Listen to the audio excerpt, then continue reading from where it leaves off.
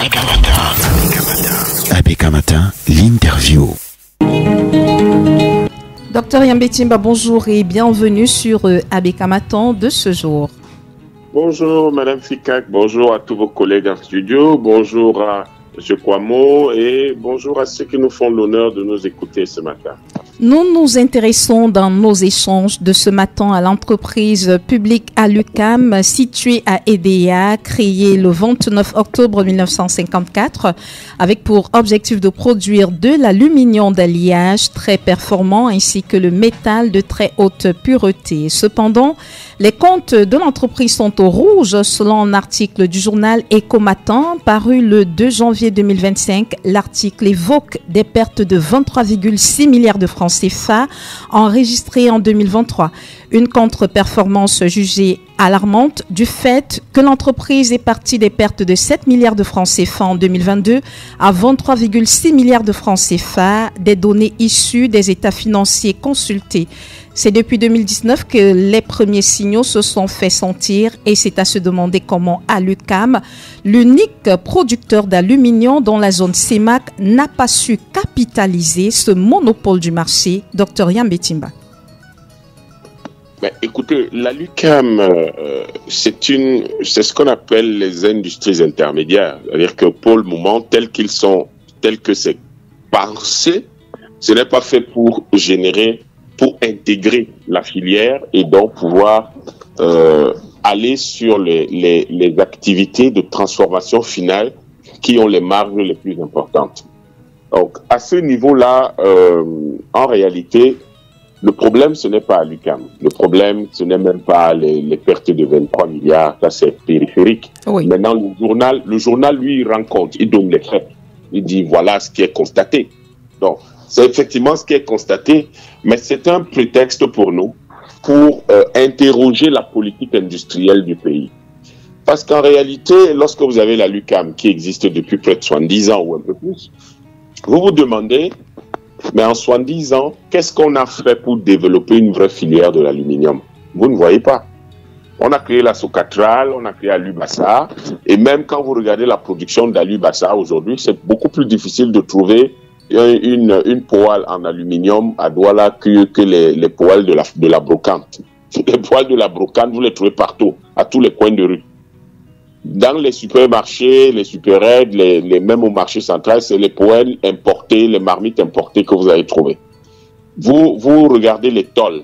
Alors vous avez les tôles, il y a Phoenix Aluminium, il y a aussi... et puis, à côté de Socatral, qui nous produisent des tôles en aluminium. Bon, déjà, la tôle en aluminium, c'est une très mauvaise idée dans notre environnement, mais on fait quand même ça. Oui. Alors, il se trouve que, à côté de ça, vous n'avez plus rien. Aucune autre activité industrielle qui intègre de l'aluminium. Et pourtant, l'Alucam avait beaucoup d'opportunités, même dès les années 60, avec le projet allemand d'installer une usine d'assemblage de Volkswagen au Cameroun. Ça, beaucoup de gens le savent. Peut-être pas, mais en 60, on avait un accord avec l'Allemagne pour produire 500 Volkswagen par an au Cameroun. Ça devait commencer. Peut-être qu'on serait aujourd'hui, on aurait aujourd'hui une vraie industrie automobile. Mais évidemment, le système néocolonial a bloqué le projet, ne voulant jamais que les Africains s'industrialisent aussi. Ça aurait pu consommer beaucoup d'aluminium. Mais il y a aussi, parce que on aurait pu faire les carrosseries de voitures à base d'aluminium, etc.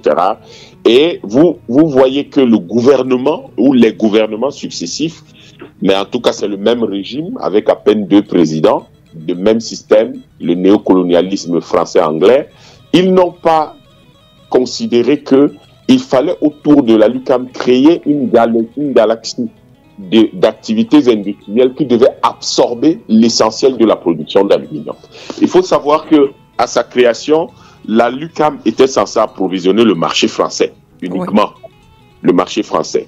Et puis vers les années 80-90, les Français ont commencé à se désintéresser, il y a les Canadiens qui sont arrivés, ensuite les Chinois, mais tout ça a été mal géré et malaisément organisé du fait du franc CFA et d'un certain nombre de mécanismes qui sont propres à la structure néocoloniale de notre économie et qui ont fait plomber tous ces grands partenariats internationaux. Et vous avez des hauts fonctionnaires qui avaient vu l'occasion de s'enrichir et non pas de développer le pays, des membres du gouvernement qui n'ont rien fait pour développer le pays et qui ont vu l'occasion de s'enrichir et non pas de développer le pays. La conséquence, c'est que les investisseurs se sont rétractés. Ils ont vu quelque chose qui les a effrayés. Donc aujourd'hui, nous avons cette situation de la LUCAM où nous avons une grosse industrie qui devait normalement être, parce que eux, là, le régime actuel, ils aiment utiliser les grands mots. Oui. Projet structurant. Mais voilà un projet vraiment structurant qu'ils ne savent pas gérer. Bon, vous ne savez pas gérer ce qui existe. C'est ce qui n'existe pas que vous allez savoir créer et gérer.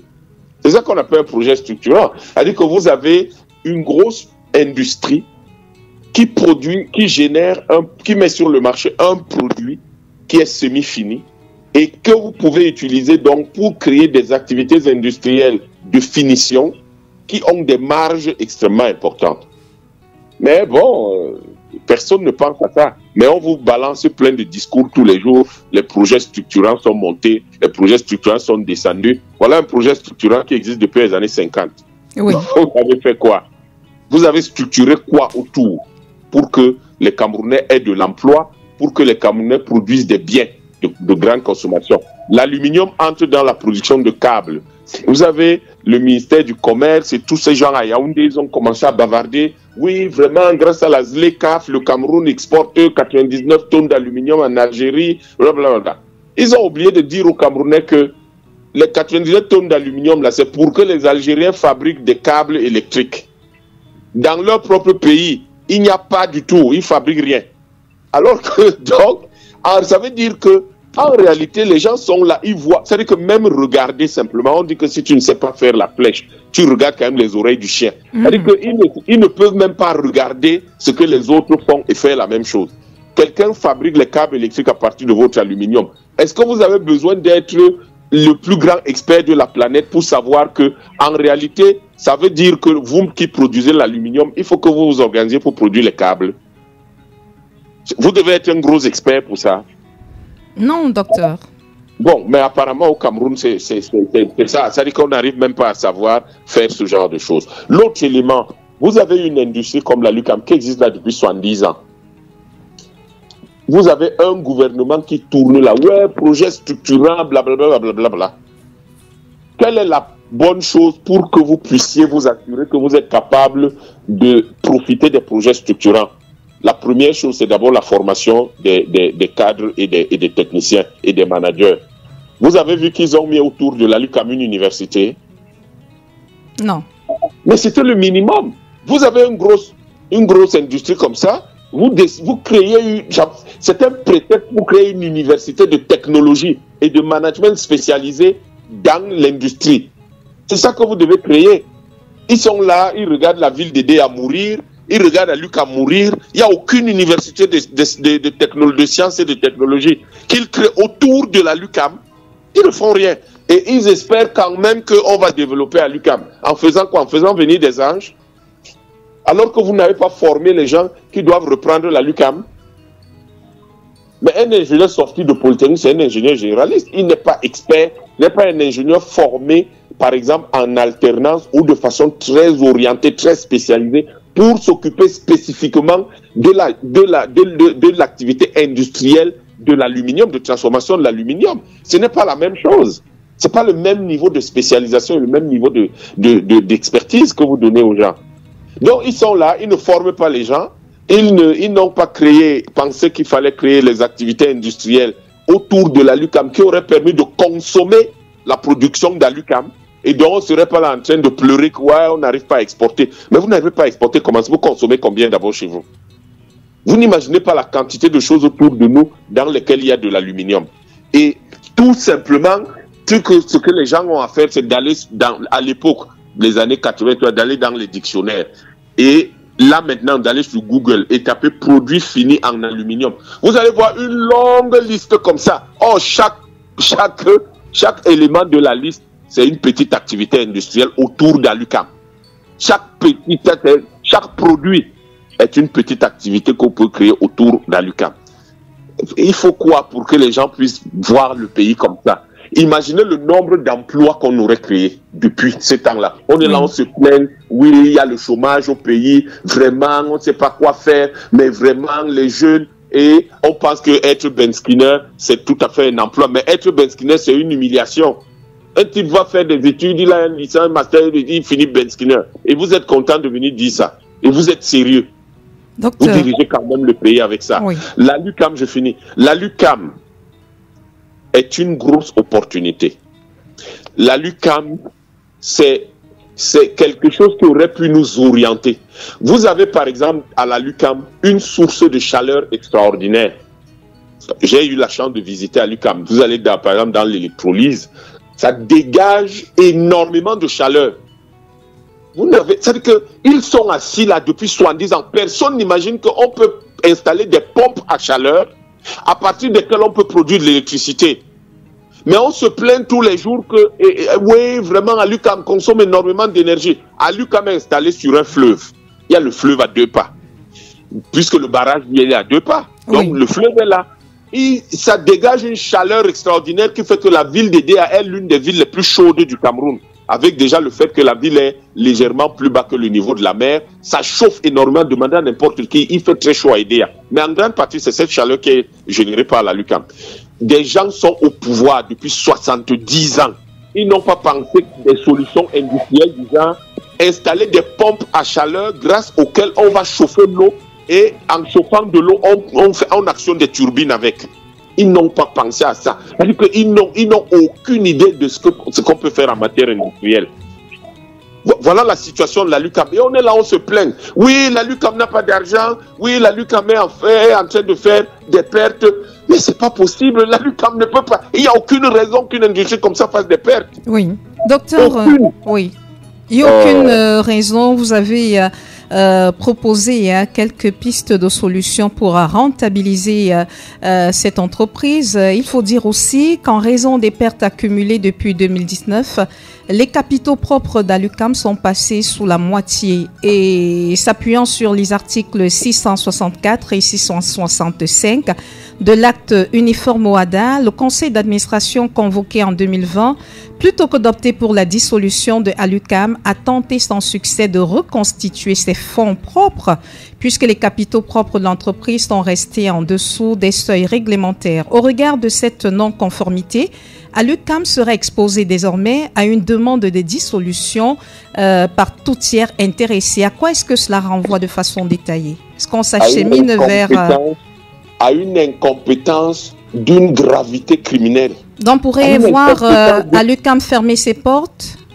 C'est-à-dire que ce que les gens racontent là, d'abord, vous savez ce que vous connaissez mon point de vue par rapport à l'OADA. Oui. C'est quelle l'histoire des capitaux propres? Quel est le patrimoine d'Alucam? Si vous prenez le patrimoine d'Alucam, vous le comparez aux capitaux, est-ce que vous imaginez la différence? Des types ont un patrimoine en milliers de milliards qui vaut des milliers de milliards. Ils sont là, ils comparent ça à un petit truc de quelques milliards qui est le capital de quelques dizaines de milliards qui est le capital d'Alucam. Mais c'est quoi cette incompétence-là? Vous comprenez maintenant l'une des raisons pour lesquelles je dis depuis toujours qu'il faut changer cette histoire qu'on appelle l'OADA. Ça ne veut rien dire. L'OADA est un outil que la France a fait adopter pour se donner la lisibilité sur nos entreprises et pour pouvoir cibler les entreprises les plus juteuses et les racheter facilement aux francs symboliques. C'est ça le problème, madame. Bon, les gens sont là, l'ingénierie juridique et l'ingénierie financière, ils ne la font pas. Ils ne laissent pas les Camerounais ils sont là. Moi, je les connais. Ils sont dans la ville de Douala, partout dans ce pays. C'est des gars brillants en matière d'ingénierie juridique et en matière d'ingénierie financière. Oui. Si vous leur racontez les âneries que vous venez de me rappeler là, mais ils vont vous demander que ces gars-là sortent d'où? Ils sortent de quel village? Vous ne pouvez pas... Si on me donne la LUCAM là, je vous donne 6 mois. Je vais en faire une entreprise que tout le monde va envier au Cameroun. 6 mois. Qu'est-ce que les gens racontent là? Mais on pourrait s'acheminer vers une privatisation au vu des chiffres que les gars, non, il n'y a pas. Leur objectif depuis toujours, c'est de vendre tout ce qu'ils peuvent vendre au Cameroun. Et comme ça leur permet d'attraper les rétrocommissions. Prenez toutes les entreprises qui ont été privatisées au Cameroun. Ça a apporté quoi?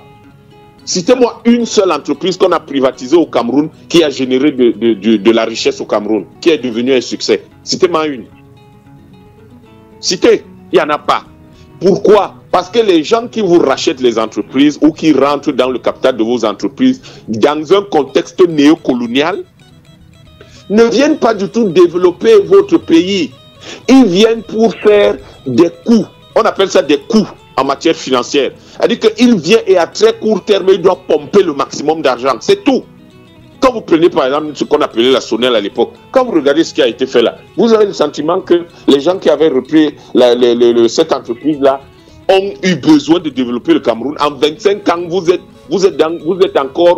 n'arrivez pas à donner de l'électricité à Douala correctement. Même la Cour des comptes les a épinglés en disant on a épinglé le secteur de l'électricité.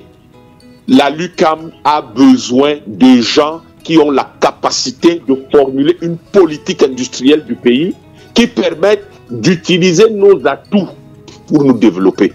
Elle n'a pas besoin d'incompétents qui sont assis là et disent ouais, les capitaux propres sont à 50%, il faut qu'on puisse faire. Et là maintenant ils sont en train de dire qu'ils vont vendre la LUCAM à un groupe singapourien. Il faut recapitaliser à LUCAM. Sur la base de ce genre d'éléments d'analyse totalement ineptes et incompétents que personne ne comprend. Mais on a déjà des entreprises qui ont été sollicitées pour ce faire. On a le Fonds international pour la conservation de la nature tropicale, on a la Banque publique d'investissement, on a le groupe financier franco-allemand BHF qui ont été sollicités pour recapitaliser à l'UQAM. Mais pas ce qu'on avait à faire. C'est-à-dire que vraiment, il fallait laisser le gars, le management d'Alucam faire ce qu'il a à faire. Il sait mieux que tous ces gars qui viennent de Yaoundé, qui sont au conseil d'administration, qui ne comprennent rien à l'industrie.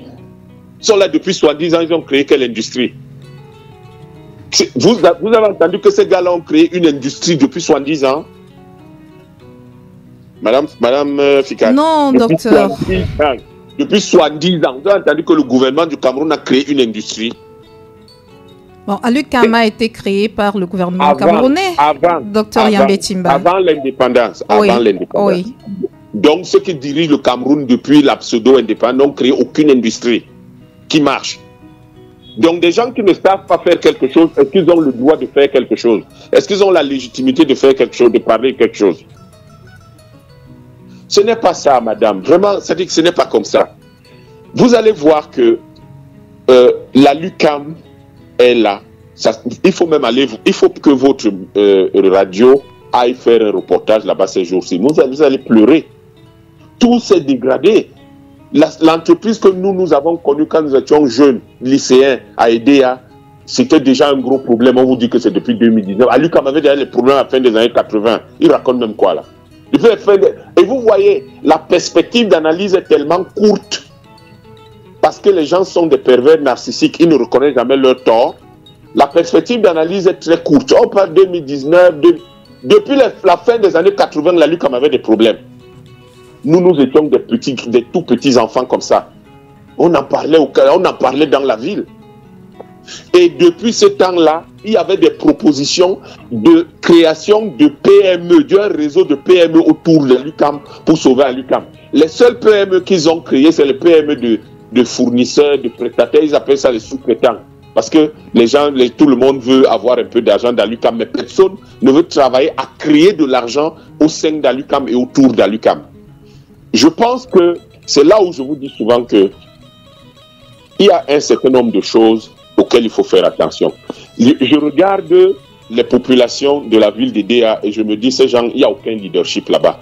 Ils auraient dû s'opposer à la moindre idée de vendre ou de céder ne serait-ce que 1% d'Alucam à qui que ce soit. Et s'assurer que le gouvernement là veille à leur retrocéder l'Alucam, puisque le gouvernement ne sait pas gérer l'Alucam. Qu'on laisse les gens, donc c'est les terres ancestrales, gérer leur patrimoine. Et ils vont voir comment on gère une usine. Moi, je ne comprends même pas cette histoire où on est toujours en train de... C'est-à-dire que dans l'esprit de Yaoundé, c'est que c'est quand les gens viennent de l'extérieur que ça peut marcher. C'est quand les gens viennent de l'extérieur que ça peut marcher. Mais est-ce que vous imaginez même ce que ça veut dire? Docteur Yambé Timba, vous avez parlé tout à l'heure des poêles, des marmites qu'on pouvait retrouver dans les maisons par le passé qui étaient fabriqués par Alucam, mais du fait justement de l'importation de tous ces produits désormais, on a un marché qui fait, en fait, on a une concurrence déloyale qui pourrait expliquer les mauvaises performances enregistrées par l'entreprise. Est-ce qu'en suspendant les importations d'un type de produit qui pourrait être issu d'Alucam, on ne peut pas sauver cette entreprise? C'est pour ça que je dis qu'il y a toute une politique industrielle à formuler. Il faut former toute une politique industrielle. Elle va d'abord de la réorganisation de l'activité d'Alucam et de choix stratégiques du développement de son activité à la protection du marché d'Alucam. Le problème, c'est que quand vous prenez les ustensiles de cuisine, c'est périphérique, hein, madame, c'est marginal. C'est pas grand-chose, c'est une très petite quantité de la production d'Alucam qui va là-bas. Même si vous prenez même les tôles, c'est périphérique, c'est pas ça le plus important. Mais au moins, si on protège ça, il y a quand même une toute petite partie de ce que l'Alucam produit qui va être quand même, qui aura un marché sécurisé. Les Américains sont la deuxième économie du monde, ils protègent leur marché. Les Chinois sont la première économie du monde, ils protègent leur marché. Vous êtes dans un pays qui n'est même pas classé. Et vous êtes là, vous ne protégez même pas le minimum que vous avez. Comment pouvez-vous prendre le risque de vendre l'Alucam à des étrangers alors que c'est votre opportunité de développer des conséquences d'ingénierie, de management et de montage financier d'un certain type grâce à ça et d'ingénierie financière et juridique d'un certain type grâce à ça. Et vous allez donner ça à des individus qui viendraient d'ailleurs. Ce n'est pas la bonne chose. Et puis, vous parlez de la transformation. En fait, en transformant au moins les 2/3 de la production d'Alucam, au minimum la moitié de la production d'Alucam, eh bien, à ce moment-là, on peut structurer de façon tout à fait compréhensible le marché. Donc, il faut quelque chose qui permette de justifier qu'on protège le marché. Pour le moment, on ne peut pas protéger le marché puisqu'il n'y a rien. Il n'y a pas de transformation importante. Bon, là, il y a les gens de ProAlul et une filiale de Prométal qui va prendre une petite partie, je crois à peu près le tiers de la production d'Alucam. Et il y a le reste qui représente à peu près 12% qui est mis sur le marché à travers les filiales d'Alucam elles-mêmes et puis Phoenix Aluminium. Donc, on va être autour de, mettons, 45% de la production qui est transformée localement. Mais l'Alucam elle-même en tant que groupe, combien transforme-t-elle? C'est le groupe Alucam qui devait transformer au minimum 50%. On a eu 70 ans pour réfléchir à ça. Vous voyez que si on avait permis, si en 2019 ou disons en 2024, là, on avait eu 50% transformé par le groupe Alucam lui-même sur place, les gars de Prométal auraient pris le tiers. Ça aurait déjà fait combien? 83%. Oui. Donc l'Alucam ne ferait pas de perte. Qu'est-ce qui est compliqué là? Docteur Yambé Timba. Les câbles électriques à fabriquer. On a les ustensiles de cuisine et vous protégez le marché. On a des composantes pour l'industrie automobile, l'industrie aéronautique. Vous avez toutes ces industries-là. Vous aviez, par exemple, le chantier naval industriel du Cameroun qui était là. Ils auraient pu solliciter un peu d'aluminium aussi. Est-ce qu'il faut être sorcier pour que les gens sachent ça, madame? Il faut être sorcier pour savoir ça. Docteur Yambé Timba, si on transformait 85% de notre aluminium, est-ce qu'on se plaindrait des pertes? Du tout. Pas du tout. Mais quels sont ces gens-là? Mais quel est leur problème? Docteur Yambé Timba. Ils regardent quoi? Quand ils vont à l'étranger, ils regardent quoi? Ils voient quoi? Nous avons donc là un droit des affaires à réorganiser totalement. Nous avons une politique industrielle à formuler. Nous avons une politique de formation, donc une politique de l'enseignement, de l'éducation à reformuler chez nous. Comment pouvez-vous avoir à l'UQAM depuis plus de 70 ans? Vous n'avez pas un lycée technique autour, un centre de formation professionnelle autour, une université de sciences et de technologie autour. Comment vous faites ça? Quel est votre problème? Vous pensez à quoi? Docteur Yambé Timba, pour sortir de notre entretien de ce matin, quelles peuvent être les conséquences d'une privatisation de l'entreprise Alucam? En une minute, oui. Vous bloquez tout simplement le développement économique du Cameroun. Vous allez vous empêcher de faire une révision ou un changement total du cadre des droits des affaires. Vous vous empêchez de formuler une politique industrielle pour votre pays. Qui va venir formuler la politique industrielle pour votre pays? Quelqu'un d'autre? Ou vous allez vivre de la politique industrielle d'un autre pays? Le fameux cadre des droits des affaires, vous allez continuer à vivre du cadre des droits des affaires d'un autre pays. La politique de l'éducation, vous allez vous empêcher de repenser la politique de l'éducation de votre pays. Dans le cas, toutes les grosses entreprises du Cameroun qui font des chiffres d'affaires en centaines de milliards, on aurait dû attacher au moins une grosse université de sciences et de technologies à cette grosse université. On est dans les télécoms, la gestion des ports, l'industrie, le transport, etc. Ou au moins, ces gens-là, on aurait dû attacher des chaires d'enseignement et de recherche à chacune de ces industries. Voilà comment les autres financent leurs universités à travers le monde. Ils financent l'éducation, particulièrement l'enseignement supérieur et la formation professionnelle dans le monde. Quand nos gens partent même à l'étranger, là, ils regardent quoi? Quand ils vont dans les pays développés, ils regardent souvent quoi? Les habits seulement. Ils regardent quoi? Ou ils regardent seulement les habits et les voitures. Mais c'est ça qu'on va regarder dans les pays développés. Quels sont les liens qui sont établis entre les entreprises et la formation et l'éducation des enfants? Ils organisent des grands messes tous les jours. Ils ont les conseils de cabinet, les conseils des ministres tous les jours. Ils parlent même souvent de quoi là-bas? Voilà les choses dont il faut parler là-bas. Politique industrielle, cadre de droit des affaires, la politique de l'éducation en relation avec les entreprises.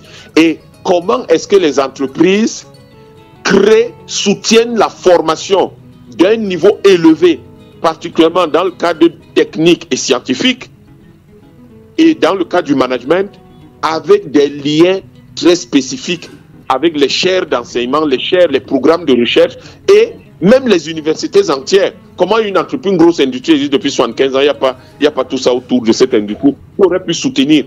Ce que je veux dire pour sortir, si on avait eu une grosse université de sciences et de technologies autour d'Alucam, créée dans les années 70 ou 80, vous imaginez le nombre de start-up qui auraient été créés autour d'Alucam, madame? Vous imaginez le nombre de PME, PMI qui auraient pu être créés autour d'Alucam et qui auraient utilisé les produits dans les lingots d'aluminium d'Alucam, qui auraient pu générer des services comme l'installation de pompes à chaleur pour produire de l'électricité autour d'Alucam. Mais qu'est-ce qui est compliqué là-dedans? Qu'est-ce qui est compliqué là? Merci. Nous espérons que les membres du gouvernement, ceux qui dirigent ce pays, vous écoutent et qu'ils nous apporteront à nous tous des réponses aux différentes interrogations que vous avez eues pendant notre entretien. Non, ils n'apporteront rien, ils n'écoutent pas. S'ils écoutaient, j'aurais vu ça. Ça fait des années que je parle de choses simples, comme par exemple paver les routes là. Voilà les routes, voilà la saison pluvieuse qui arrive.